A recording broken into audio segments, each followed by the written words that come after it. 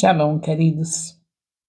Bendito seja o nome do nosso Deus. Esse é o capítulo 14, com o título Reinado de Amazias de Judá. Glórias a Deus. No segundo ano do reinado de Joás, filho de Joacás, rei de Judá, Amazias, filho de Joás, rei de Judá, começou a reinar. Tinha 25 anos de idade quando começou a reinar e reinou 29 anos em Jerusalém. A mãe dele se chamava Jeoadã e era de Jerusalém. Amazias fez o que era reto aos olhos do Senhor,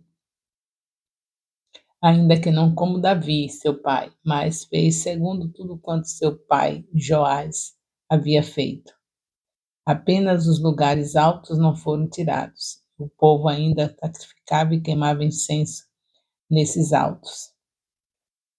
Vocês veem que o povo persiste em estar com Deus e com os ídolos. Eles não conseguiram até aqui tirar aquilo que adquiriram lá nos 400 anos de escravidão no Egito. Eles dormiam e acordavam com os deuses do Egito.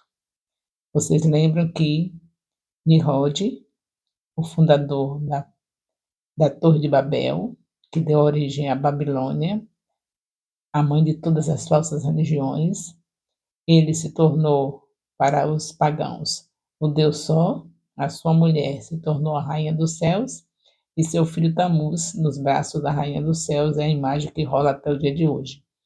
Então, essa situação deles estarem sempre fazendo coisas erradas, mesmo que fizesse alguma coisa boa, mas sempre estavam se conservando, colocando incenso, queimando nos altos lugares aos deuses, é porque não tinham conseguido ainda se libertar dos deuses do Egito. Eles amavam a Deus, queriam a Deus, mas não conseguiam. Então, Deus não aceita isso. Deus só aceita você por inteiro. Ele não quer os mornos. Quem é morno é vomitado da boca dele, como está escrito em Apocalipse capítulo 3, versículo 15. Os mornos ele vomita da boca. Aquele que não sabe o que quer adorar, quer viver fazendo as coisas que esse mundo oferece e quer também viver com Deus, porque Deus é bom. Quem não quer viver com Deus? Mas só que Deus não aceita assim. Ou você é totalmente dele ou não é. Então, continua sempre esse problema. Esse aqui faz o que é bom aos olhos do Senhor, mas deixou ainda os lugares altos, não foram retirados, o povo ainda sacrificava e queimava incenso nesses lugares. Logo que o reino foi confirmado nas suas mãos, nas mãos de Amazias, o reino foi confirmado, logo assim, logo foi confirmado nas suas mãos, matou os servos que tinham assassinado o rei, seu pai. No entanto, não matou os filhos dos assassinos, mas fez segundo está escrito no livro da lei de Moisés, no qual o Senhor deu ordem, dizendo: os pais não serão mortos por causa dos filhos, nem os filhos serão mortos por causa dos pais. Cada qual será morto pelo seu próprio pecado. Amazias matou 10.000 edomitas no Vale de Sal e conquistou a cidade de Sela na guerra, dando-lhe o nome de Joqutel, que ela conserva até o dia de hoje. Então Amazias enviou mensageiros a Joás, filho de Jeoacás, filho de Jeú, rei de Israel, dizendo: venha me enfrentar no campo de batalha. Porém Jeoás, rei de Israel, respondeu a Amazias, rei de Judá: o espinheiro está no Líbano, mandou dizer o espinheiro que está no Líbano mandou dizer ao cedro que lá está. Dê a sua filha por mulher ao seu filho, mas um animal selvagem que estava no Líbano passou a pisotear o espinheiro. Na verdade, você derrotou os edomitas e o seu coração se encheu de orgulho. Glorie-se disso e fique em casa, porque provocar um mal que trará somente desgraça para você e para Judá. Aqui nós estamos vendo que há uma parábola, está se falando por parábola, mas está dando a entender que o rei estava orgulhoso pelo que tinha feito e agora queria provocar um mal sobre Israel com esse desafio que ele está fazendo aqui. Mas Amazias não quis atendê-lo, então Joás, rei de Israel, avançou contra Amazias, rei de Judá, e eles se enfrentaram em Bet-Semes, que está em Judá. Então era guerra de irmão contra irmãos. É isso que ele está falando aqui. Por que isso? Porque está falando por parábola. O espinheiro que está no Líbano mandou dizer ao cedro. É uma linguagem que é mais figurada, mais assim para simbólica, uma alegoria. E que nós vemos que continua essa situação. É briga, é o tempo todo matança, é o tempo todo essa crueldade entre os reis de Israel. Mas a gente vai entender que a igreja está em outra dimensão. Israel agora é a igreja do Senhor, nós estamos enxertados nele, nós somos igreja do Senhor e vamos viver outra dimensão, dirigidos pelo Espírito Santo. Aqui Israel era escolhido, mas não tinha o Espírito Santo. A nação toda não tinha, só tinha os profetas, os sacerdotes e os reis. Hoje não, nós somos uma geração eleita, somos cheios do Espírito Santo e temos o dever de entrar numa nova dimensão, uma busca constante da presença de Deus e nessa presença maravilhosa aproveitar e ganhar, consolidar, discipular e enviar. Não tem tempo mais gostoso do que esse, onde nós sabemos que todos que recebem Jesus têm o Espírito Santo. Então a vantagem nossa é muito grande. A gente não pode, de maneira nenhuma, recuar, ficar dando lugar aos desejos da carne, porque temos um conselho para ser dirigido pelo Espírito para não cumprir o desejo da carne. O desejo da carne é a gente viver, comamos e bebamos e amanhã morreremos. Esse é o desejo da carne.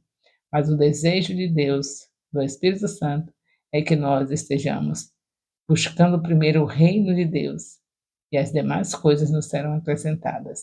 Então, o reino de Deus é justamente isso, de se consolidar, discipular e enviar. É esse o reino de Deus.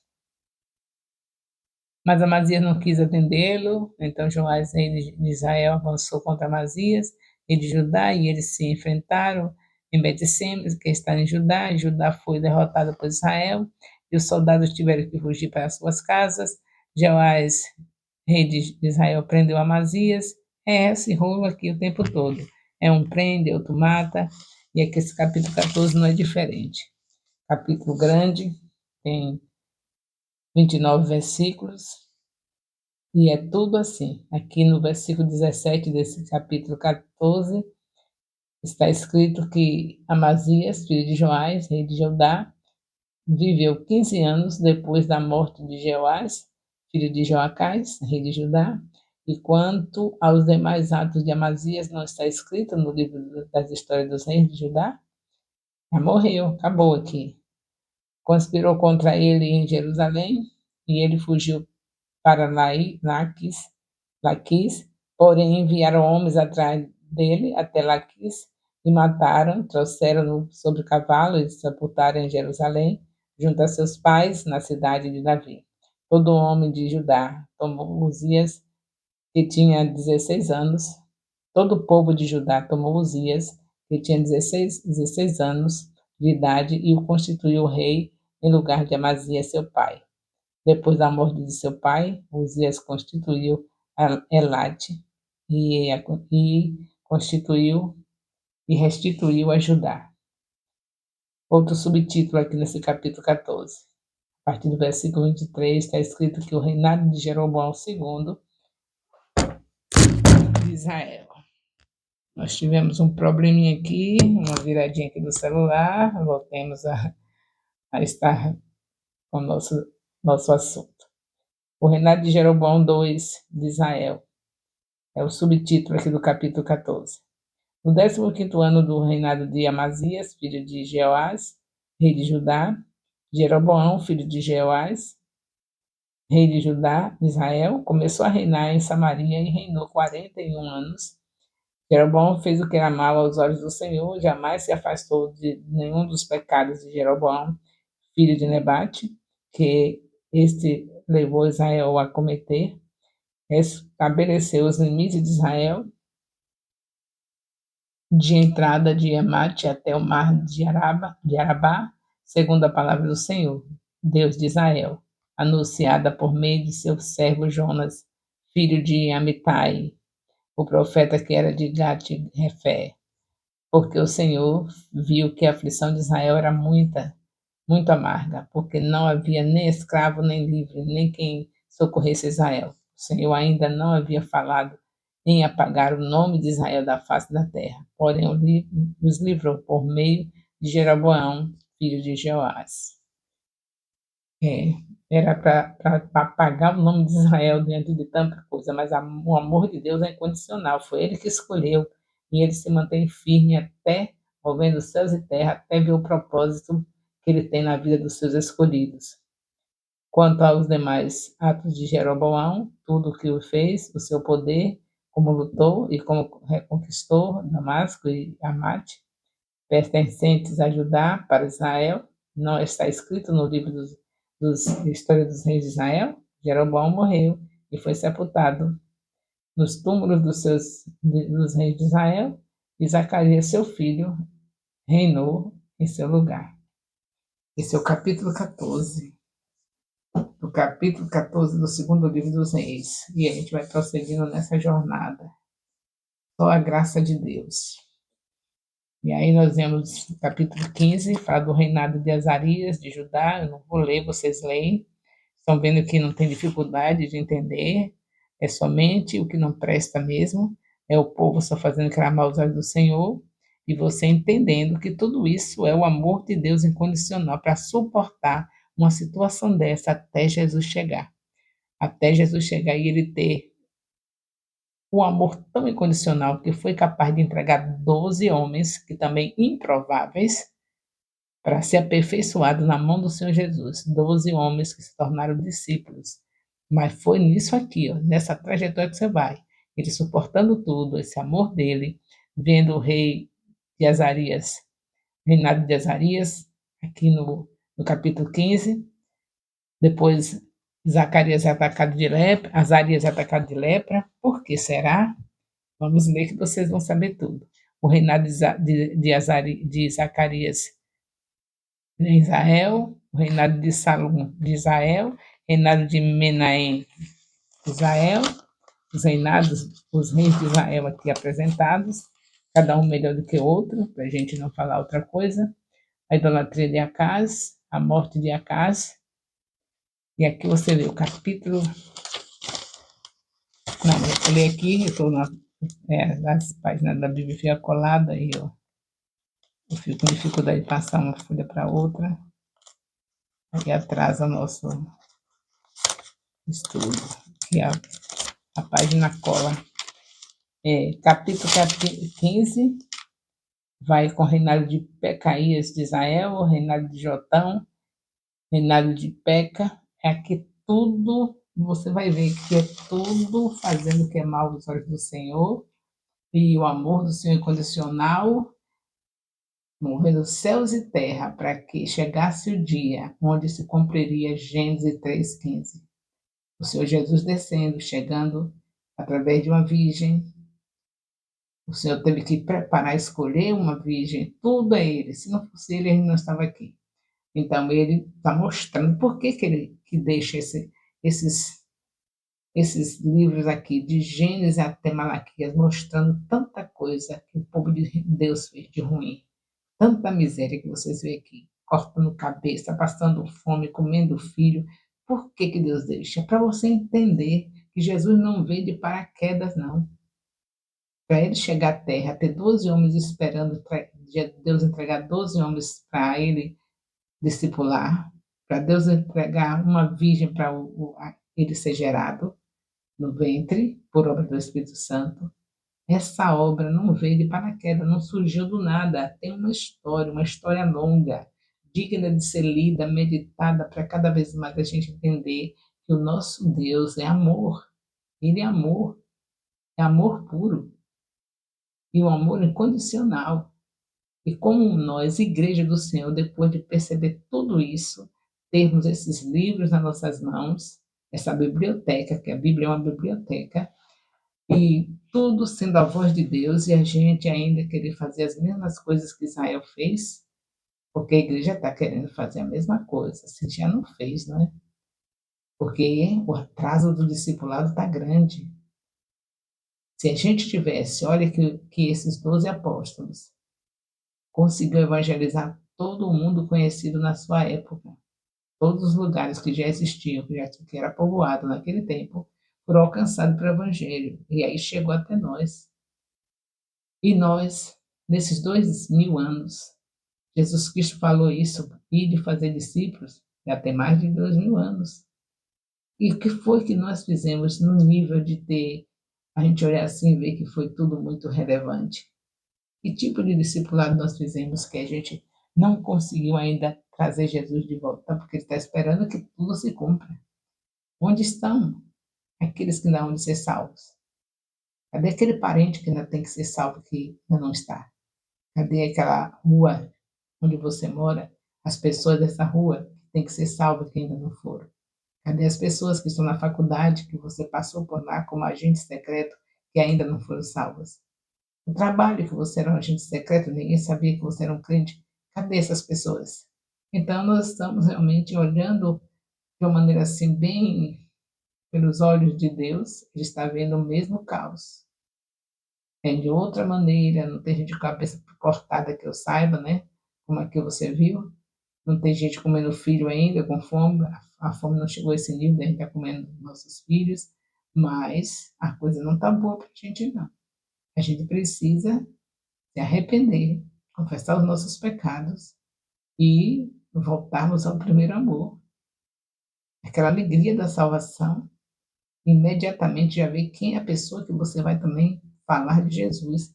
Quando eu me lembro, quando eu aceitei Jesus Cristo, saí pela minha vizinhança toda falando de Jesus, com a Bíblia na mão, não sabia nem como ler a Bíblia, mas pegava o texto, o texto mais fácil, que é João 1:12, todos quanto aceitarem Jesus Cristo, vocês são chamados filhos de Deus, e aí não sabia nem responder direito, quando ela me perguntava, eu não sou filha de Deus também? Eu ficava gaguejando, mas depois eu conseguia dizer, nós perdemos a filiação lá em Gênesis. E para ser filho de Deus novamente precisa aceitar a Jesus. E aí eu falava sem saber direito, mas estava falando, porque o amor é grande, porque eu fui tirada do inferno, como você também, das mãos do diabo. O Senhor nos libertou. Deus nos escolheu, nos entregou a Jesus. Aí o tempo vai passando, a gente para de falar com os nossos vizinhos, para de falar com nossos colegas de trabalho, para de falar com nossos colegas de faculdade, para de falar quando entra no ônibus, que senta junto de alguém, e aí paralisou tudo. E tem caos maior do que esse? A paralisia dos comandos de Deus? Se a gente paralisou o que Deus mandou fazer, estamos em pleno caos. Então devemos recuperar o tempo perdido. Vamos acelerar. Vamos acelerar. Eu estou vendo que esses são os melhores anos do Ministério Apostólico Internacional Filhos de Jerusalém, porque um aceleramento urgente já está começando, acelerando. Nós temos 1.189 capítulos da Bíblia para nós estarmos gravando. E nós estamos gravando 5, 6, às vezes até 10 capítulos por dia, para compensar o dia que não puder, porque está havendo aceleramento. Nós estamos pedindo para vocês estarem uma vez por mês, colocando em prática o que vocês ensinaram no discipulado. Quer dizer, colocando em prática, não, a prática é vocês ensinando, mas mostrando o que vocês colocaram diante dos discípulos. Tudo isso é para a gente não perder de vista a palavra. Então, a imersão, que já é uma imersão na palavra, está mais imergida ainda com os discipuladores e os discípulos fazendo isso mensalmente, no primeiro sábado de cada mês. Nós estamos nos envolvendo de uma maneira acelerada com a palavra, estamos nos envolvendo com Jesus, porque Ele é a palavra. João 1,14 diz que Ele é a palavra. Então, eu creio que agora vai, né? Agora vai, porque Jesus precisa voltar. Despontar com poder e glória para buscar a igreja. Está escrito em Atos 1:11, que ele, do jeito que subiu, ele vai voltar com poder e glória. Então, eu espero que vocês estejam entendendo que eu estou despertando, mostrando a realidade que Deus, do que Deus fez por essa nação israelita, mostrando que nós somos enxertados nela, que nós devemos orar por ela, para aqueles judeus que ainda não aceitaram Jesus aceitarem, e para que eles possam também continuar discipulando, e nós aqui em todas as nações discipulando, para que esse evangelho chegue na dimensão que Deus quer e Jesus Cristo venha.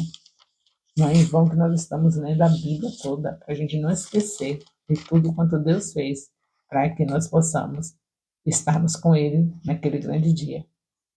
É um grande amor, o amor do nosso Deus.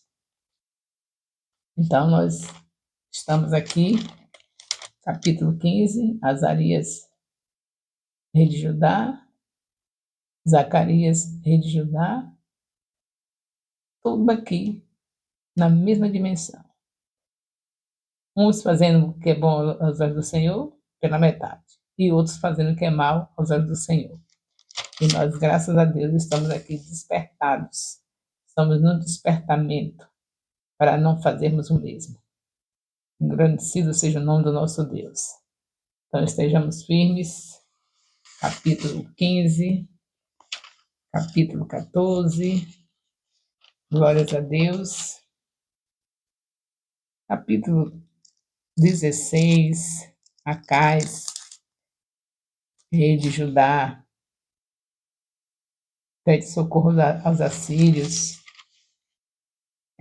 Capítulo 16 é pequenininho. Tem a morte de Acais, a idolatria de Acais, caiu na idolatria, caiu no pecado, morte precoce.